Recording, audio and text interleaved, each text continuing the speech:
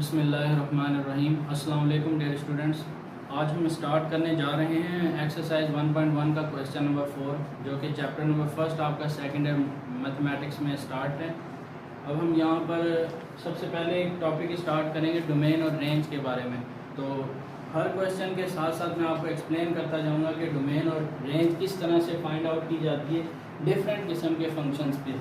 तो ये आज का लेक्चर बहुत इंपॉर्टेंट होने जा रहा है आपके आगे जो भी यानी कि टेस्ट होंगे यूनिवर्सिटीज़ वगैरह में और इसके अलावा एयरफोर्स नेवी जो भी, तो उन सब में ये MCQs के सूरत में क्वेश्चन बहुत ज़्यादा पूछे जाते हैं।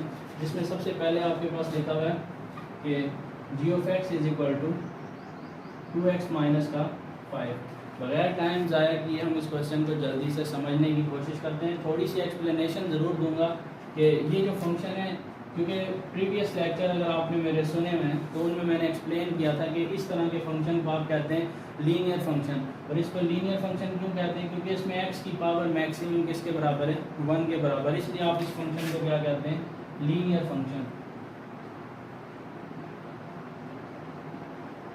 अगर ये फंक्शन लीनियर फंक्शन है, और एक और बात मैंने आपको बताई थी वो बहुत ज़्यादा इंपॉर्टेंट है कि पॉलिनोमियल फंक्शन, यहाँ देख लें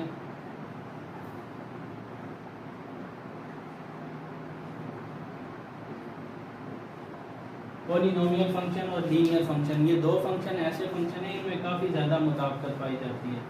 अब ये कि हर लीनियर फंक्शन को पॉलिनोमियल फंक्शन कहा जा सकता है, लेकिन पॉलिनोमियल फंक्शन को लीनियर फंक्शन नहीं कहा जा सकता।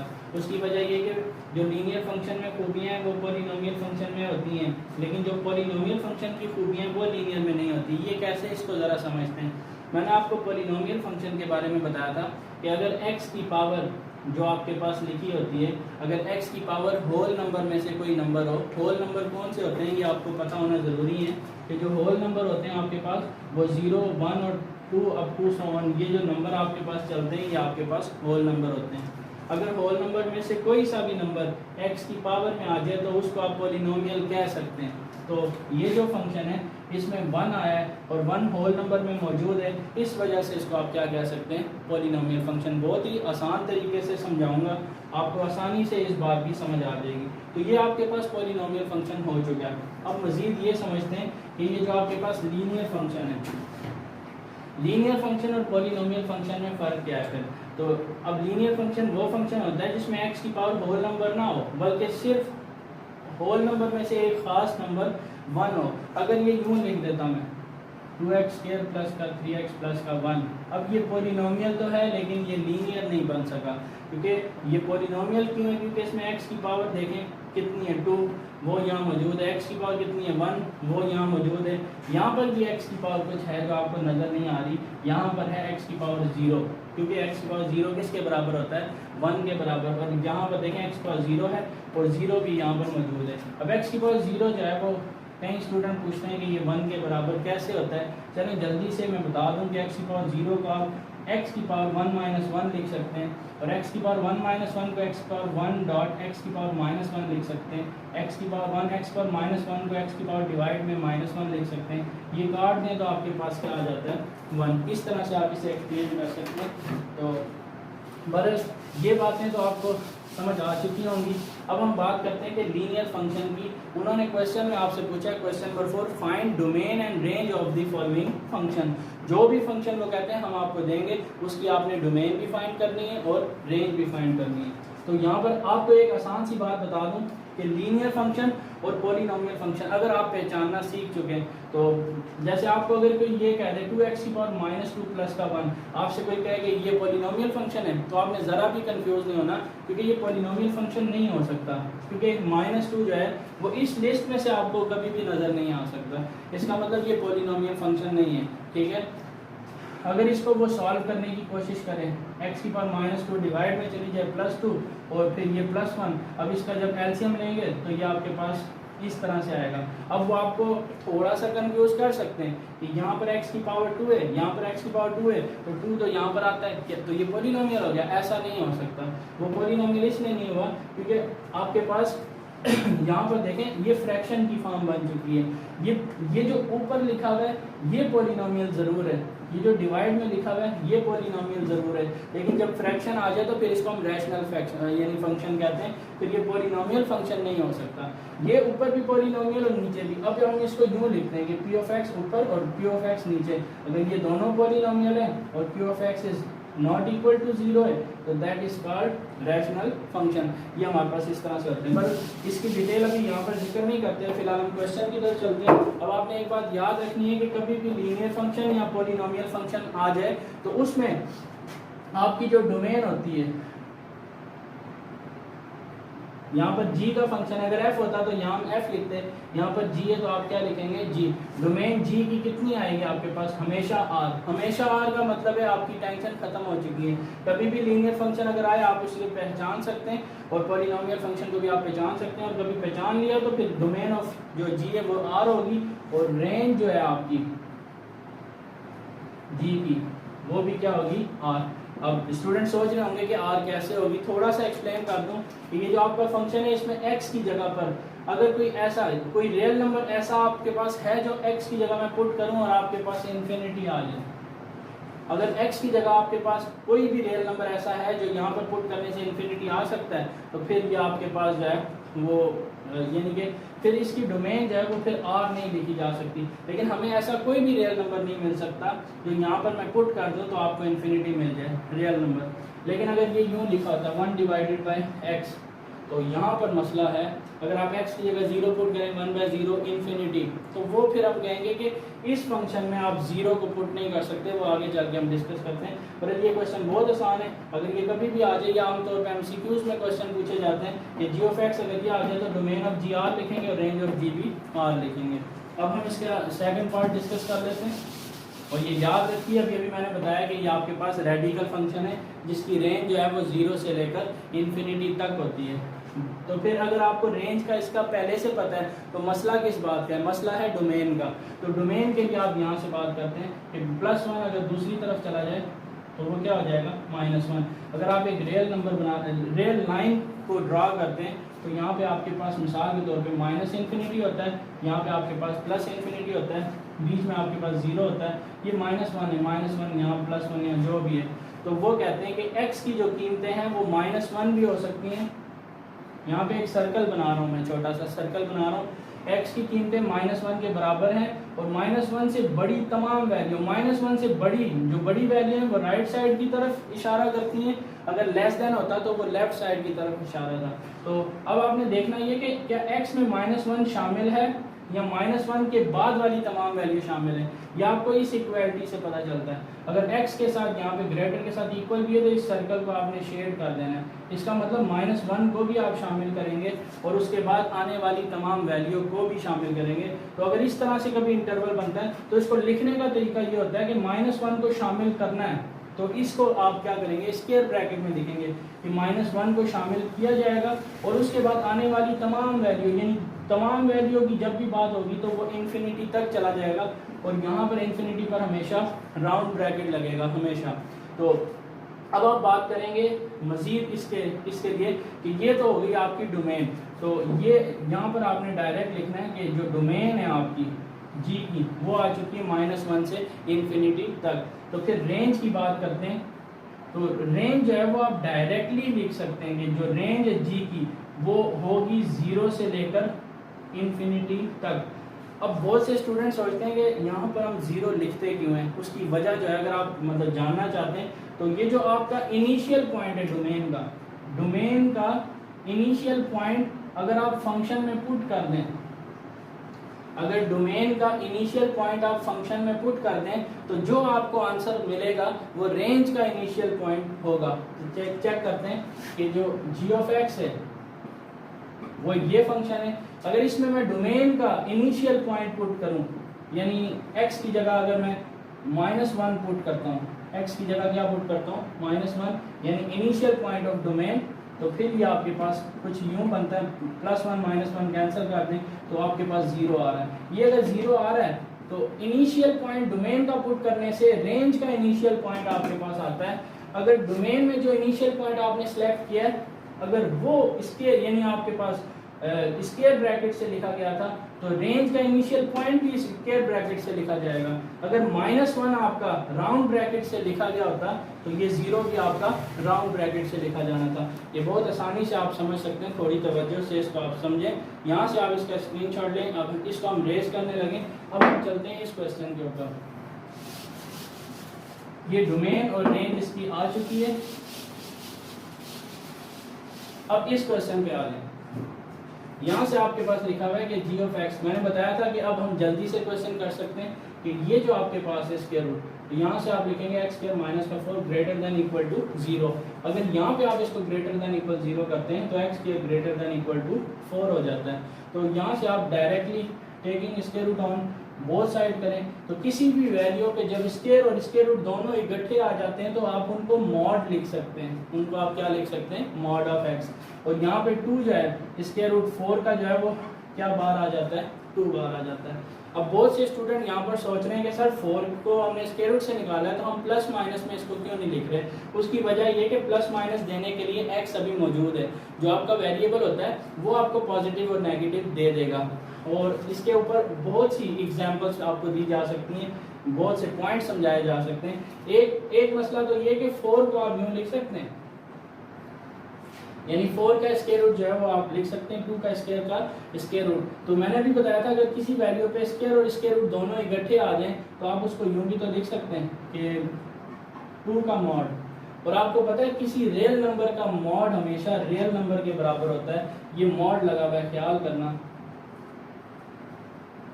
किसी भी रियल नंबर का मॉड उसी रियल नंबर के बराबर होता है। इस वजह से आप इसको 2 लिख सकते हैं। ये रीज़न आप देख लें। इसके अलावा भी बहुत सी रीज़न है। अगर आपको मज़ीद इसकी रीज़न चाहिए तो आप नीचे कमेंट बॉक्स में मुझे बता सकते हैं कि सर इसके ऊपर थोड़ी मज़ीद एक्सप्लेनेशन दे दें, अदरवाइज़ ये आपको क्लियर हो जाएगा। नेक्स्ट चलते हैं आगे। अगर ये लिखा हुआ है तो जब आप मॉड को ख़त्म करेंगे तो प्लस माइनस आएगा, तो क्या आ जाएगा? प्लस माइनस और ग्रेटर देन इक्वल टू 2। यहाँ से अब 2 वैल्यू आएंगी, x greater than equal to 2 and minus x greater than equal to 2। जब आप माइनस से दोनों तरफ मल्टीप्लाई करेंगे तो ये जो आपके पास एक इनइक्वालिटी लिखी हुई है ये वाली, ये जो है वो चेंज हो जाती है। अगर ये लेस हो तो ग्रेटर और ग्रेटर हो तो लेस हो जाती है। तो यहाँ से आप लिखेंगे x ग्रेटर देन और इक्वल है तो फिर कर देंगे लेस देन और इक्वल, और ये माइनस उस तरफ चला जाएगा, यानी दोनों तरफ माइनस से मल्टीप्लाई करेंगे, ये प्लस और ये हो जाएगा माइनस। इन दो कीमतों को गौर से देखें, ये आपको डोमेन की तरफ लेकर चलती हैं। ये आपको बता देंगी कि आपकी जो डोमेन है वो क्या आएगी। यहाँ पर देखें, अब हम डोमेन को लिखने जा रहे हैं। यहाँ पर जो आपके पास लिखा है, अगर मैं डायग्राम से आपको समझाऊं तो ये एक रियल लाइन हम बना लेते हैं, और रियल लाइन पे आपने 0, उसके बाद आपको 2 नज़र आना चाहिए, और यहाँ से -2 नज़र आना चाहिए, और 2 से आगे इन्फिनिटी होती है, और -2 से पीछे यहाँ पर माइनस की इन्फिनिटी होती है। इस तरह से ये रियल लाइन आपके पास बन जाती है। अब आपने समझना है जो पहला इंटरवल है वो किस तरह लिखा जाएगा। वो कहते हैं 2 और 2 से बड़े तमाम नंबर, यानी 2 और 2 से बड़े तमाम नंबर। अब आपने देखना है कि क्या 2 को शामिल करना है। अगर x के साथ ग्रेटर के साथ इक्वल भी है, इसका मतलब 2 को भी आपने शामिल करना है। इसको मैं शेड कर रहा हूँ ताकि आपको पता हो कि 2 भी शामिल होगा, और 2 के बाद आने वाले तमाम नंबर। जब किसी को आप शामिल करते हैं तो स्क्वायर ब्रैकेट मतलब आपके पास आ जाता है। तो अगर इसका कोई आपसे पूछे इंटरवल क्या बनेगा, तो मैं आपको बता दूं कि इसका इंटरवल बनेगा 2 शामिल और उससे आगे तमाम नंबर इन्फिनिटी तक, और इन्फिनिटी शामिल कभी भी नहीं की जाती, इसलिए उसको राउंड ब्रैकेट में लिखते हैं। अब इसके लिए इंटरवल बनाए -2 के लिए, ये लिखा हुआ है x की कीमत -2 हो सकती है, इसमें भी इक्वालिटी मौजूद है, और -2 से छोटी तमाम वैल्यू, यानी x की वैल्यू -2 और -2 से छोटी तमाम वैल्यू। क्या -2 को शामिल करना है? जी बिल्कुल करना है, क्योंकि इसके अंदर इक्वालिटी मौजूद है। तो यहाँ से अगर इसका इंटरवल आप बनाते हैं -2 से पीछे तमाम वैल्यू, तो इसको लिखने का क्या तरीका है आपके पास कि -इन्फिनिटी, क्योंकि आप पहले छोटी वैल्यू लिखते हैं, -इन्फिनिटी सबसे छोटी वैल्यू में शामिल होता है।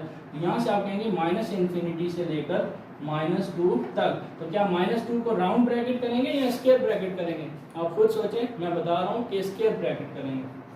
क्यों? क्योंकि इसको आपने शामिल किया है।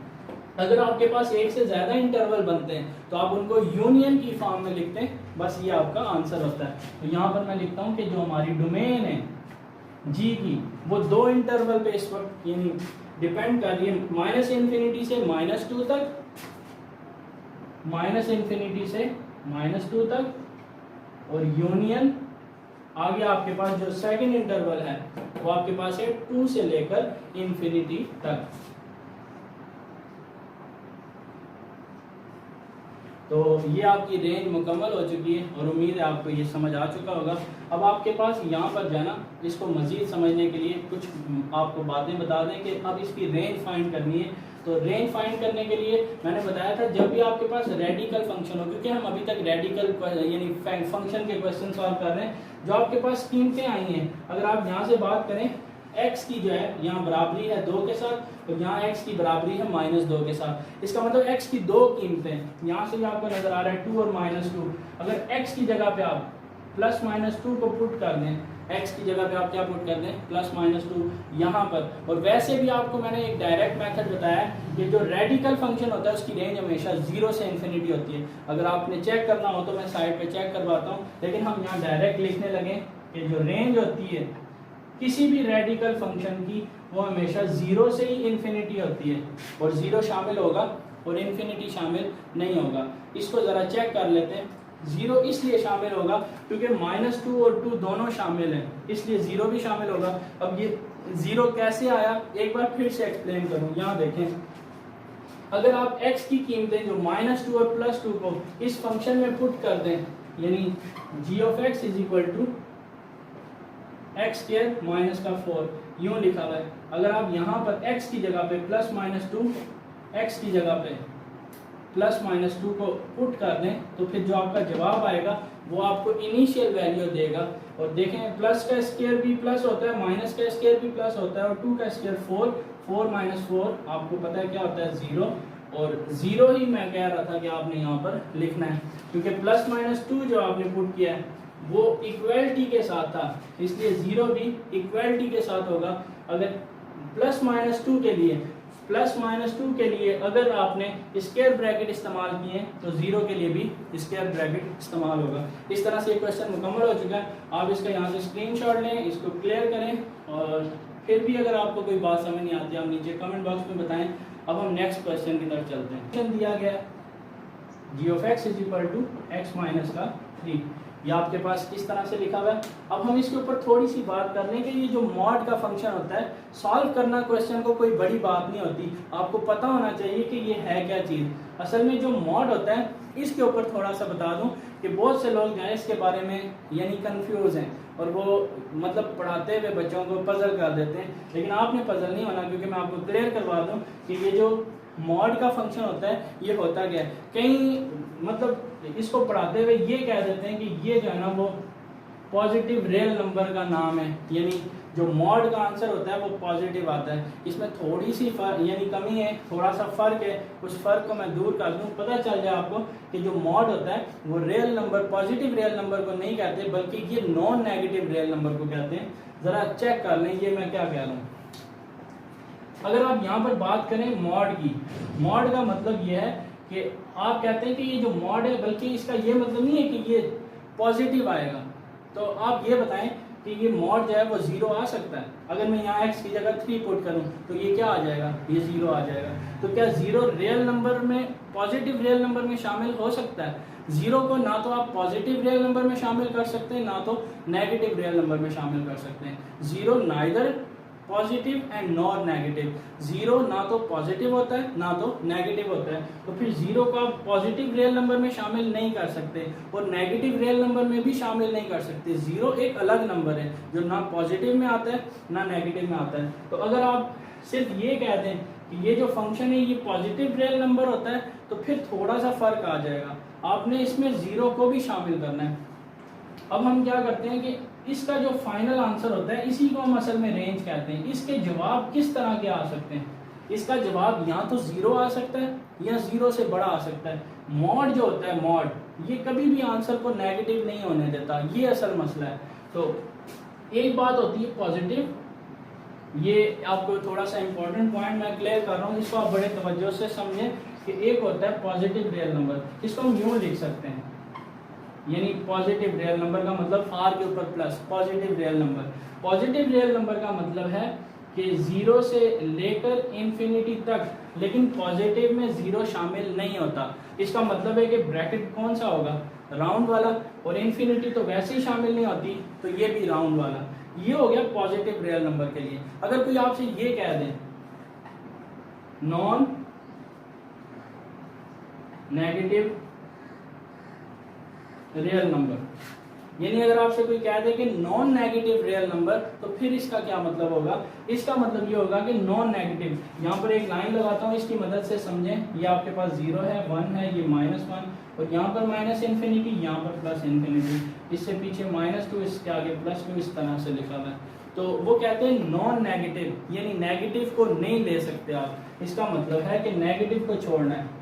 जब आप नेगेटिव को छोड़ते हैं तो 0 तो फिर भी नहीं छोड़ा जा सकता, तो फिर 0 से लेकर आगे तमाम नंबर आप ले लेते हैं, तो 0 अब शामिल हो जाता है। तो फिर आप क्या कहते हो कि 0 से लेकर इन्फिनिटी तक, इन्फिनिटी पे तो हमेशा राउंड ब्रैकेट लगता है, लेकिन अब इस 0 के ऊपर कौन सा ब्रैकेट लगेगा? स्क्वायर। उसकी वजह है कि 0 अब शामिल हो चुका है।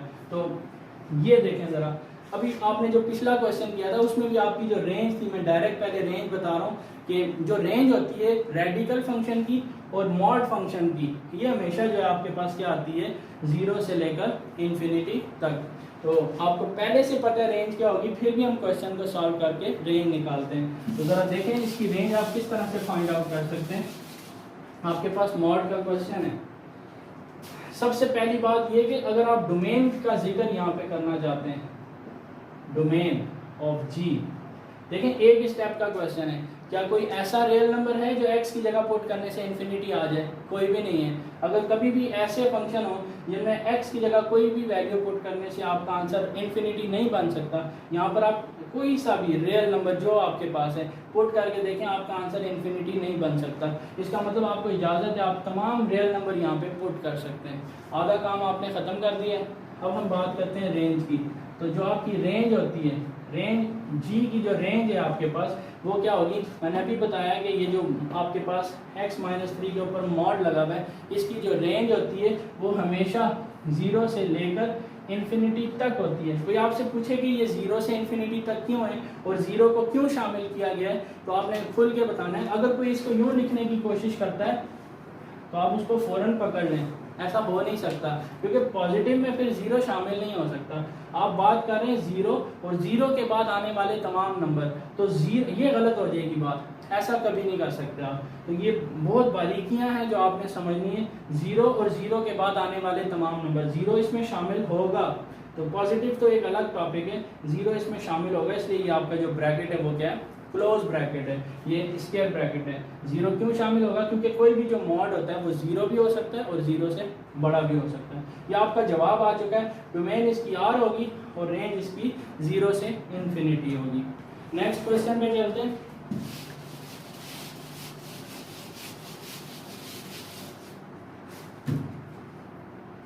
ये आपके क्वेश्चन नंबर 4 के शुरू के 4 पार्ट हो चुके हैं। 5वां और 6ठा पार्ट सॉल्व करने से पहले हम 7वां और 8वां पार्ट सॉल्व करते हैं, जिसमें क्योंकि आप रैशनल फंक्शन के बारे में पढ़ चुके हैं। तो ये देखिए ज़रा क्या लिखा हुआ है, g of x is equal to x² minus का 3x और प्लस का 2 डिवाइडेड बाय, यहाँ पे लिखा हुआ है x प्लस का 1, इस तरह से आपके पास लिखा हुआ है। तो अब यहाँ पे आपके पास यानी फैक्टर बन जाएंगे, और ये क्वेश्चन जो है वो इस तरह से लिखा हुआ है। ये आपकी बुक में यहाँ पे माइनस लगा हुआ है, इस क्वेश्चन को आप करेक्ट कर लें, यहाँ पे प्लस आता है, ठीक है। तो इस तरह से क्वेश्चन दिया है, और आगे वो कहते हैं x को कभी भी आप -1 पुट करने की कोशिश ना करें। ऐसी एहतियात क्यों करनी पड़ेगी? क्योंकि यहाँ पर अगर गलती से भी -1 पुट किया गया तो -1 + 1 0 हो जाएगा, और डिवाइड में 0 का मतलब इन्फिनिटी, और इन्फिनिटी का मतलब बात गलत हो जाएगी। तो यहाँ से हमने क्या करना है, इस क्वेश्चन को लेकर चलते हैं। तो g of x is equal to this है। तो आपको सबसे पहले पता है जो डोमेन है ना, कोई भी, ये आपके पास फंक्शन कौन सा, यहाँ पर लिख लें एक बार,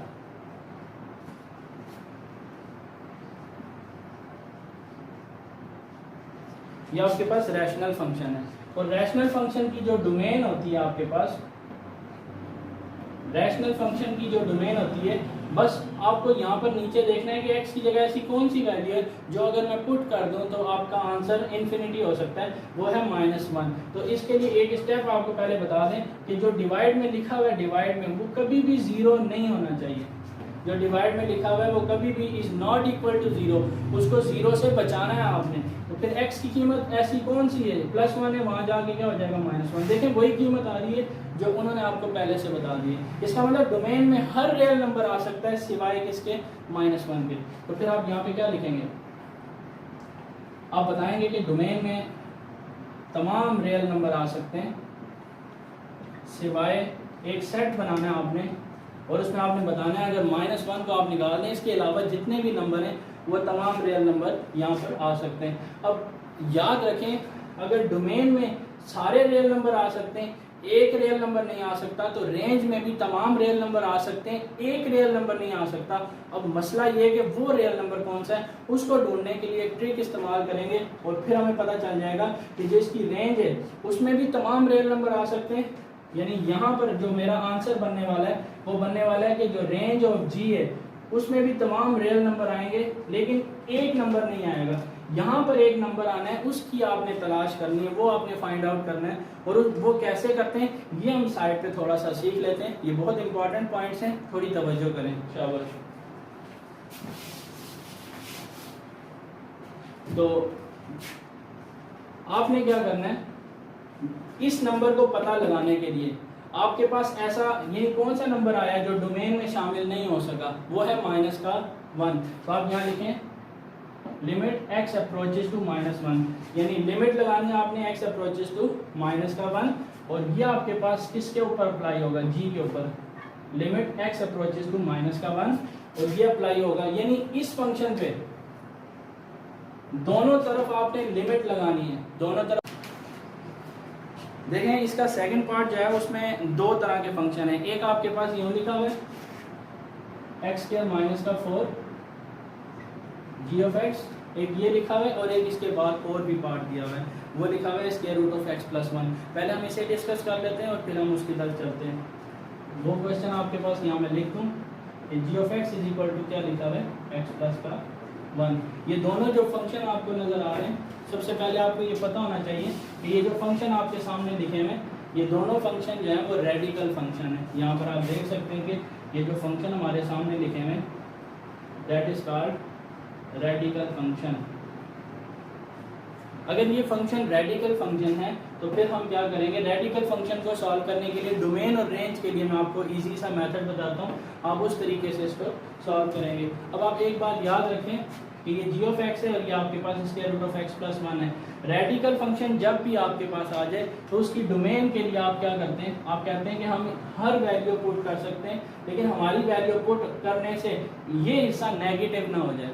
अगर ये नेगेटिव हो जाए, क्योंकि अगर आपने मिसाल के तौर पे यहाँ पे क्या करना है, x+1 इज ग्रेटर देन और इक्वल टू 0, आप कहते हैं स्क्वायर रूट के अंदर 0 बन जाए फिर भी कोई मसला नहीं है, और x+1 यानी स्क्वायर रूट के अंदर वाला हिस्सा 0 से बड़ा बन जाए तो भी कोई मसला नहीं है, क्योंकि 0 या 0 से बड़ा जो है वो स्क्वायर रूट को रियल नंबर ही बनाता है। लेकिन अगर आप गलती से भी इस हिस्से को नेगेटिव कर दें, अगर आपका स्क्वायर रूट जो है वो अगर वो नेगेटिव वैल्यू दे दे तो फिर वो इमेजिनरी बन जाता है। और आपको पता है जो डोमेन और रेंज होती है वो हमेशा एक रियल नंबर के ऊपर डिस्कस होती है, रियल लाइन के ऊपर डिस्कस होती है। इमेजिनरी पार्ट और यानी जो आपके पास कम्प्लेक्स नंबर्स हैं उन पे डोमेन और रेंज हम डिस्कस नहीं करते। हम ये जो डोमेन और रेंज डिस्कस कर रहे हैं वो तमाम रियल नंबर पे डिस्कस कर रहे हैं, इसलिए हम यहाँ स्क्वायर रूट के अंदर नेगेटिव को नहीं आने दे सकते। अगर नेगेटिव आया तो अयोटा आएगा, और अयोटा मीन इमेजिनरी की तरफ आप चले जाएंगे। तो यहाँ पर आप कहते हैं ये पॉजिटिव हो जाए या 0 हो जाए फिर आपको कोई मसला नहीं है। और एक बात और याद रखें कि जो रेडिकल फंक्शन होते हैं, रेडिकल फंक्शन उनकी जो रेंज होती है, कोई भी रेडिकल फंक्शन जो है, कोई सा भी रेडिकल फंक्शन उसकी जो रेंज होती है वो आप हमेशा यूँ लिखते हैं 0 से लेकर इन्फिनिटी तक। और याद रखें जब भी आप इंटरवल को लिखना सीखेंगे तो जो इन्फिनिटी का वर्ड होता है उसके साथ हमेशा आपका राउंड ब्रैकेट आता है। ये जो आपके पास इन्फिनिटी, आपके पास दो तरह से ब्रैकेट होते हैं, एक आपके पास राउंड ब्रैकेट्स होते हैं, एक आपके पास स्क्वायर ब्रैकेट्स होते हैं। तो कभी कभी आप दोनों, और इनको आप क्या कहते हैं, ओपन इंटरवल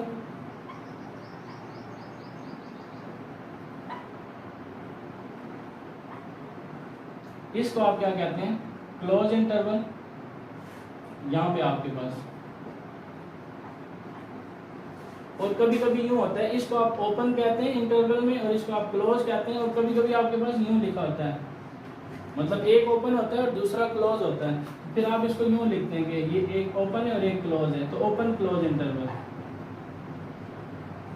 तो कभी कभी फिर यूं भी लिखा हो सकता है कि पहले स्क्वायर ब्रैकेट और फिर राउंड स्क्वायर। अब यहाँ पर जो है वो चेंज हो चुका है, पहले वाले को उन्होंने क्लोज किया है, स्क्वायर ब्रैकेट को क्लोज ब्रैकेट भी कहते हैं, यानी आपके पास क्लोज इंटरवल कहते हैं। तो यहाँ पे क्लोज ओपन, तो आप इसको लिखेंगे कि क्लोज ओपन इंटरवल। इस तरह से ये छोटी छोटी बातें आपने ज़हन में रखनी है, फिर आपको मसला नहीं होगा। लेकिन यहाँ पर एक बहुत इंपॉर्टेंट पॉइंट आपसे पहले डिस्कस करें कि ये जो इन्फिनिटी का वर्ड होता है, ये आपके पास इन्फिनिटी के ऊपर हमेशा जो आप ब्रैकेट लगाएंगे वो आपके पास होगा राउंड ब्रैकेट। राउंड का मतलब ओपन इंटरवल में आप इसको इस्तेमाल करेंगे। तो ये जो ब्रैकेट है आपके पास राउंड ब्रैकेट, यही हमेशा आपने इन्फिनिटी के लिए इस्तेमाल करना है। तो यहाँ पर तो इन्फिनिटी हो जाएगा, तो जीरो जो है ये सिचुएशन के हिसाब से मतलब हमने चलना होता है। लेकिन जब आप रेडिकल फंक्शन की बात करते हैं तो x+1 को आप कहते हैं इक्वल जीरो भी हो सकता है, ग्रेटर देन इक्वल, यानी दो बातें यहाँ पे आप डिस्कस कर रहे हैं कि जीरो से बड़ा या जीरो भी हो सकता है। अगर जीरो भी हो सकता है तो यहाँ पे आप क्लोज कर देंगे, और अगर जीरो यहाँ पे इक्वालिटी अगर मैं हटा दूँ, मिसाल के तौर पे यहाँ से मैं इक्वालिटी को मिटा देता हूँ तो ये ब्रैकेट राउंड हो जाएगा। लेकिन अगर यहाँ पे इक्वालिटी है तो ये ब्रैकेट जो है वो यानी स्क्वायर ब्रैकेट ही रहेगा। ये छोटी छोटी बातें जो आपने जहन में रखनी है। अब हम इस क्वेश्चन को आसानी से सॉल्व कर सकते हैं। अप्रोच किसको करेगा, x टेंड्स टू -1। तो यहाँ पर इस फंक्शन को देखें, x² प्लस का 3x प्लस का 2 और नीचे x+1। यहाँ पर जल्दी से सॉल्व करते हैं। आप सेकेंड ईयर के स्टूडेंट्स हैं तो फैक्टर बनाना आपके लिए कोई बड़ी बात नहीं है। तो यहाँ पर मैं डायरेक्टली आपको फैक्टर बना के दे देता हूँ। x+1 x+2, यहाँ से x+1 ये कट जाएगा, तो ऊपर सिर्फ x+2 बचता है, और लिमिट x अप्रोचेस टू -1, यानी आप यूँ लिख सकते हैं। तो x+2 बचा सिर्फ। आपको पता है अगर यहाँ पर -1 में x की जगह पर पुट कर दूँ तो ये आपके पास -1 प्लस का 2, जिसका फाइनल आंसर क्या आएगा, 1 के बराबर आ जाएगा। तो ये जो आपको अभी अभी पता चला है ना 1, ये है इसका जवाब। तो बहुत आसान तरीका है, आपने यकीनन इसको सीख लिया होगा। तो इसका एक पार्ट और है, इसको आप अगर अच्छे तरीके से समझ चुके हैं, हर रैशनल यानी जो फंक्शन होता है उसके लिए आपने उसके डिनोमिनेटर को, एक न्यूमरेटर होता है और एक आपके पास डिनोमिनेटर होता है। डिनोमिनेटर को इज नॉट इक्वल 0 करें, x की जो कीमत आ जाएगी, डोमेन में तमाम रियल नंबर शामिल किए जाएंगे सिवाय उसके जो x नहीं हो सकता, और फिर रेंज में भी तमाम रियल नंबर होंगे, एक नहीं होगा, वो एक पता लगाने का ये आपके पास मेथड है। उम्मीद है आप इसका सेकंड पार्ट सॉल्व कर लेंगे। अब हम चलते हैं पीस वाइज फंक्शन, जो पिछले दो पार्ट आपने छोड़े हैं उसकी तरफ चलते हैं। क्वेश्चन नंबर 5 और क्वेश्चन नंबर 6 पे चलते हैं।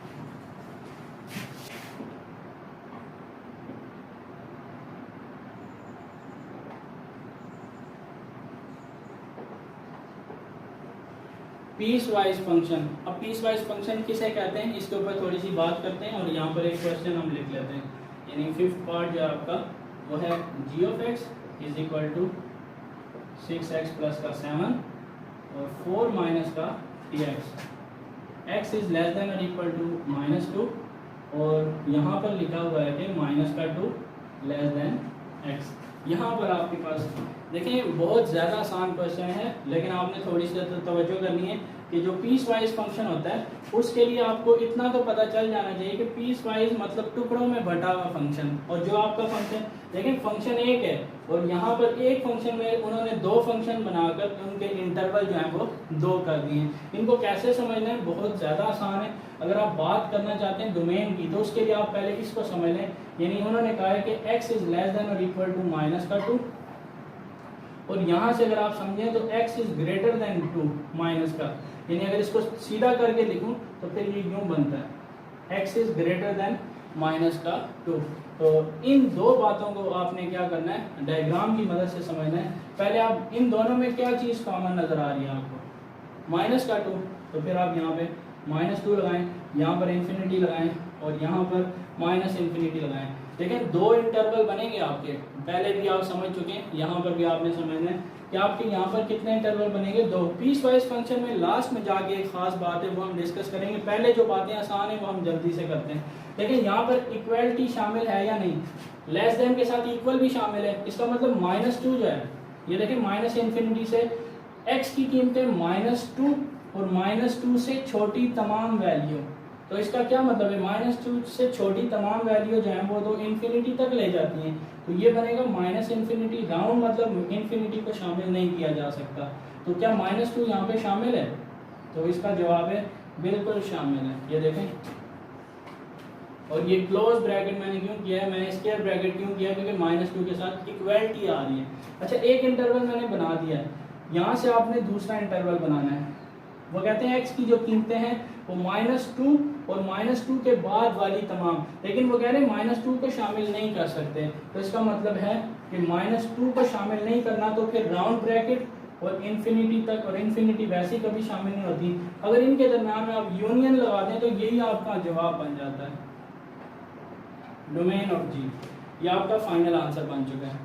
अब आप एक बात बहुत ज़्यादा ध्यान से सुनेंगे कि ये जो इंटरवल है ये यहाँ से मिला है आपको, और ये जो इंटरवल है वो यहाँ से मिला है। इस पे 2 फंक्शन देने की क्या वजह थी उसको हम समझते हैं। यहाँ पर आपका जवाब डायरेक्ट भी आ सकता है, लेकिन उसके लिए आपको थोड़ा सा काम करना पड़ेगा, वो हम समझ लेते हैं कि ये जो इंटरवल आया है ये किसकी वजह से आया है, -2।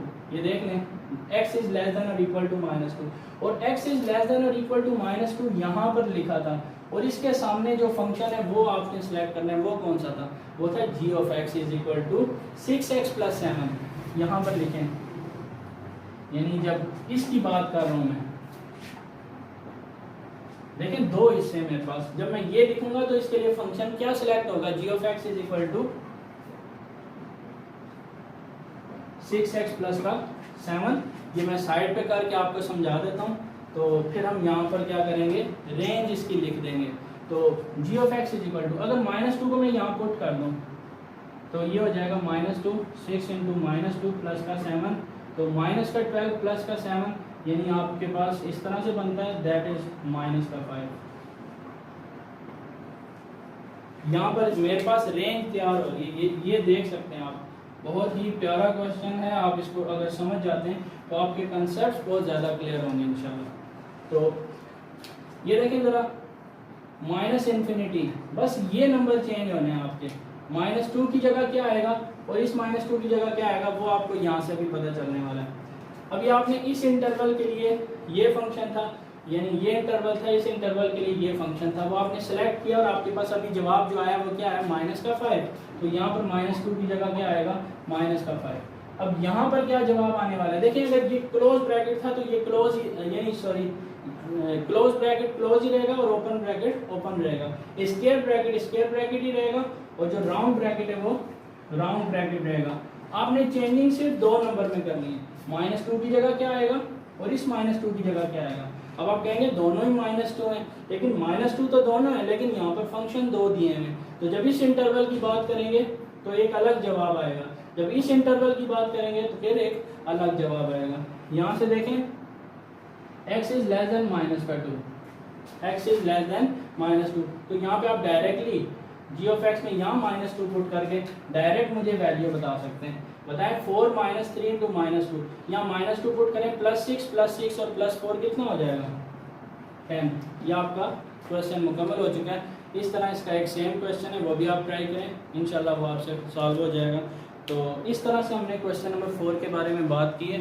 तो उम्मीद है ये क्वेश्चन आपको समझ आ गया होगा। इसका पहले आप यहाँ से स्क्रीनशॉट ले लें, और उसके बाद मज़ीद जो है अगर आपको फिर भी इसमें कोई बात समझ नहीं आती, आप नीचे मुझे कमेंट बॉक्स में बता सकते हैं। और इसके अलावा नेक्स्ट वीडियो में मैं आपके लिए क्वेश्चन नंबर 5, 6 और अप टू 7 जितने भी क्वेश्चन हैं वो लेके आने वाला हूँ। जल्द से जल्द वीडियो अपलोड होंगी, तो बहुत शुक्रिया इस चैनल को देखने का, इससे यानी अटैच हो जाएं और अपनी तैयारी को जो है वो आप जारी रखें।